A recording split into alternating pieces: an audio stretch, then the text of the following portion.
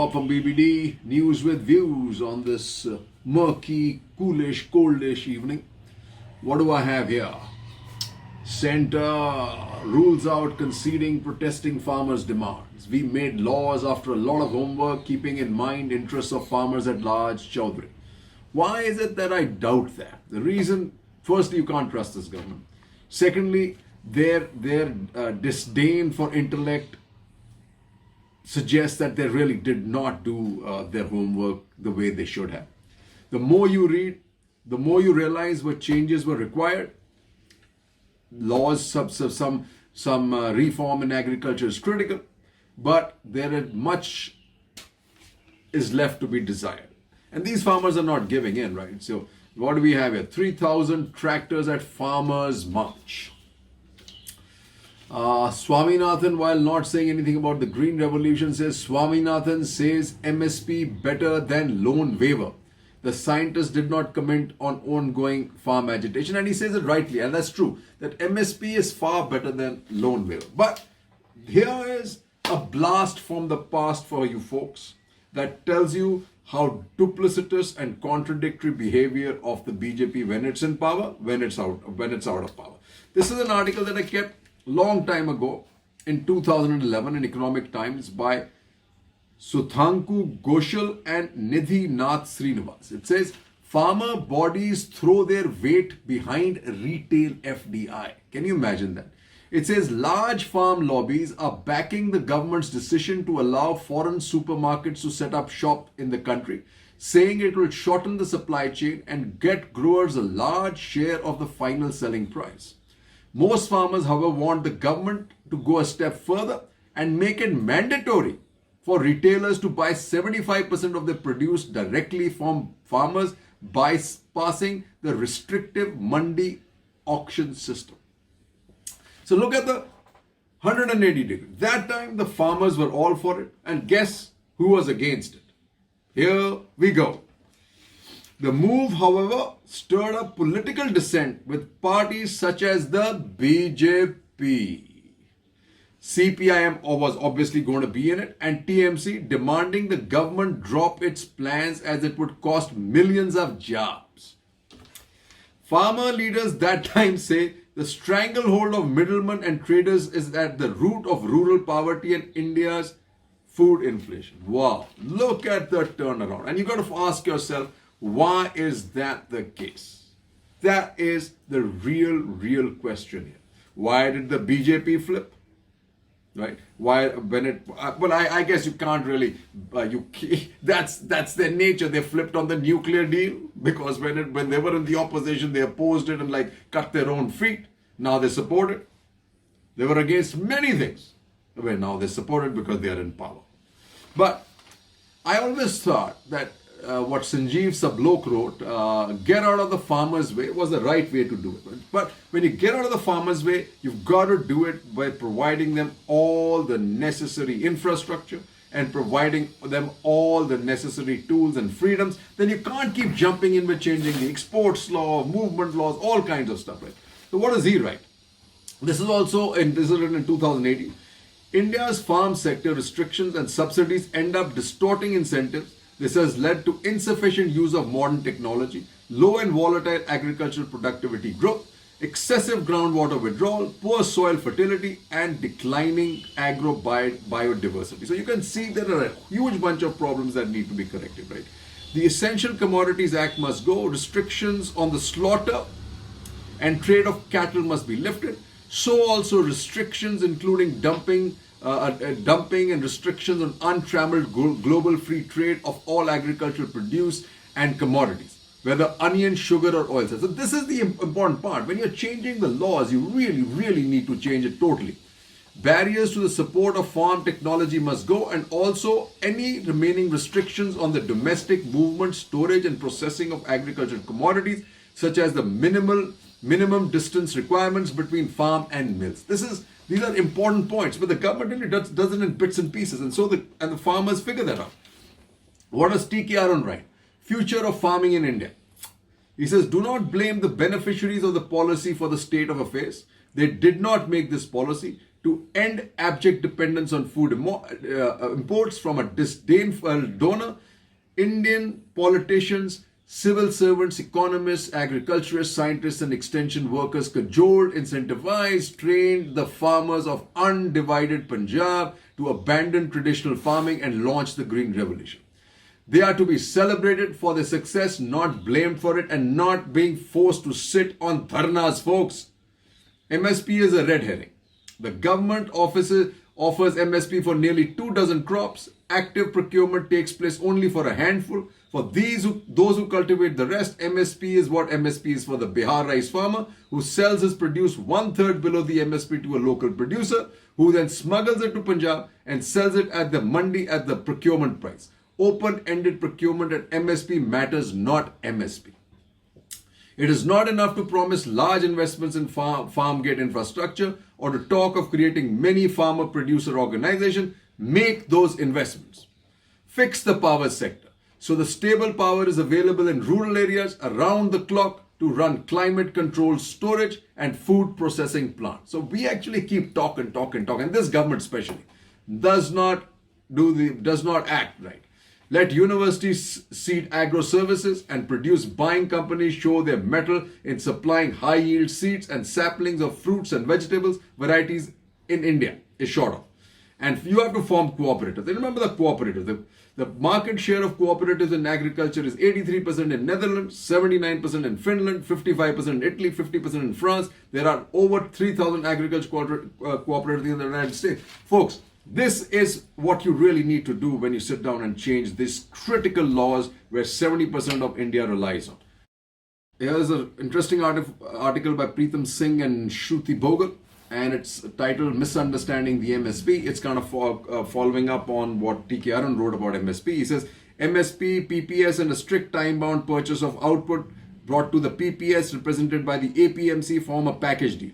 If you take one aspect, the deal falls apart. For example, if you have MSP but not compulsory PPS, the support price becomes redundant.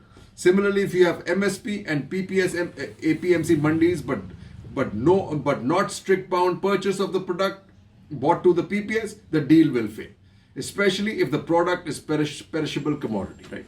He goes on to say, the government's assurance that MSP APMC can coexist with the big agro-business controlled private markets is not tenable, because a farmer who has reached a contract, say for 3 years with a private trader, will not be legally allowed to take the product to APMC if the APMC mandi offered him or her a better price than the contracted with the trader.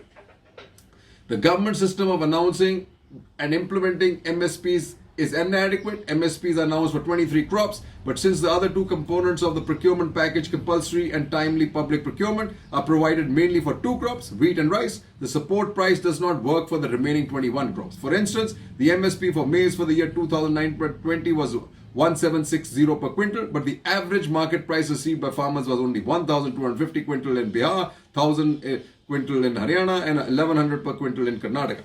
He says, a properly thought out view on this contentious issue, not hurriedly made amendments, requirements, the untangling of many other aspects of the farm law. The farmers' recognition of the necessity to repeal these laws is rational. Agrarian reforms that recognize the importance of ecologically and economically sustainable agriculture are an absolute necessity.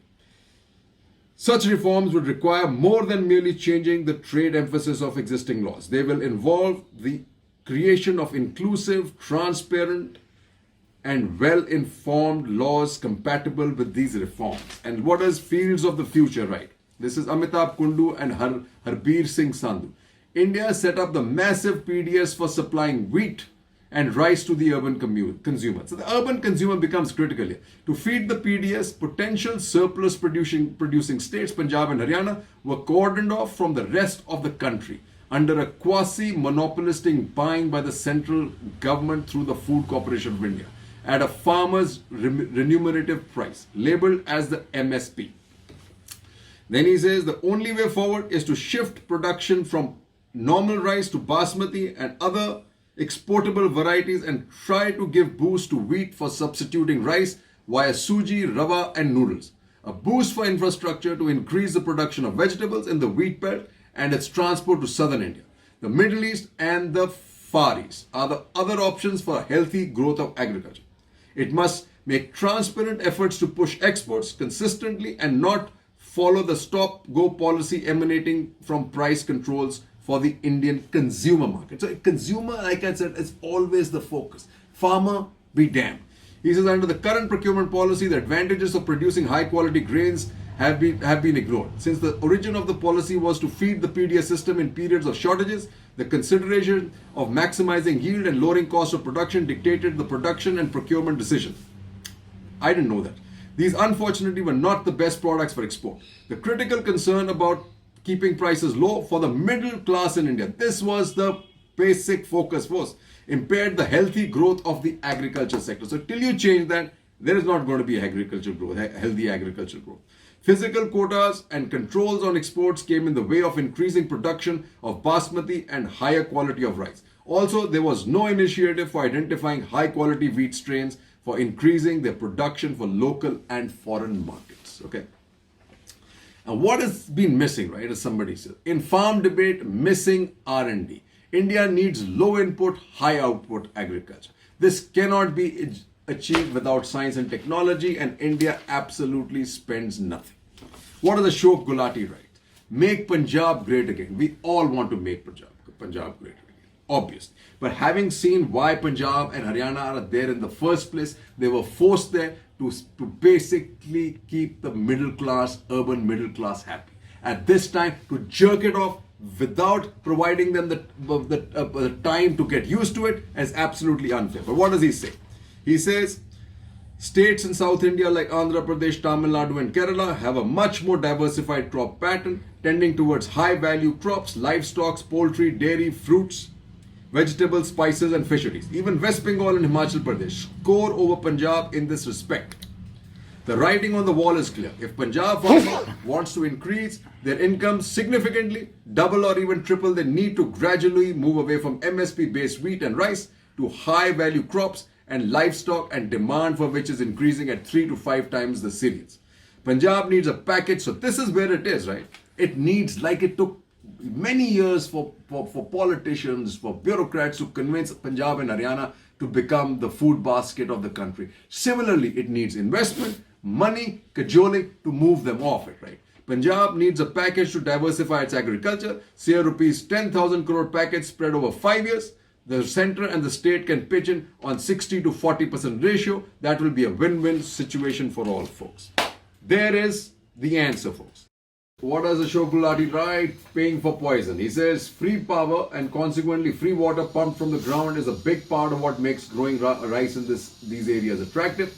Open-ended procurement of paddy, despite the bulging stocks grains with the FCI, adds to the incentives.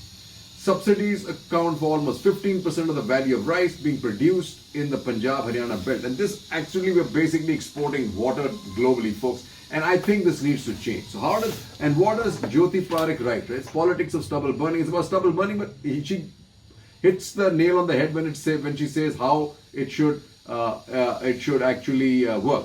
It's time to address the stubble burning problem not with more government sops to paddy, but by encouraging farmers in Punjab and Haryana to shift to different crops such as orchards and horticulture, which are also high value crops of short and long duration. Okay, what did he say? So let's begin with fundamental and ask the right questions. Why is paddy sacrosanct? Why should the Subsoil Water Act not be reviewed again, given the many stakeholders involved?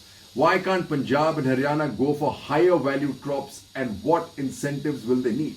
Why should we spend government money on a crop that leads to so many deaths? How can we help farmers grow alternative crops that make sense in a framework of level playing field? Folks, while we do this and we try and corporatize this, please do remember the diversity of Indian produce. You know, like I said earlier, the tomatoes that grow in Tamil Nadu give the flavor for rasam.